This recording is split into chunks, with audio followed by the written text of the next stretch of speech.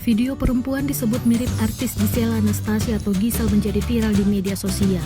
Hal tersebut diketahui dari unggahan akun TikTok @mariathrs pada Selasa 5 Januari 2021. Video tersebut telah ditonton lebih dari 3 juta kali. Perempuan yang disebut mempunyai wajah mirip Gisel itu bernama Maria, 24 tahun dari Jakarta. Ia mengaku sudah sering disebut mirip Gisel sejak awal 2020 lalu. Banyak warganet yang memberikan komentar di unggahan TikToknya soal kemiripannya tersebut. Namun ternyata Maria tak merasa jika wajahnya itu mirip dengan Gisel. Meski begitu, ia menjadikan Gisel sebagai role model atau panutannya. Menurut Maria, anggota keluarga dan temannya sudah tahu jika wajahnya disebut mirip Gisel. Ia menyebut mempunyai suka duka setelah disebut mirip dengan penyanyi dan pemain film itu. Dirinya juga sempat mendapat tuduhan terkait video syuri yang sebelumnya viral.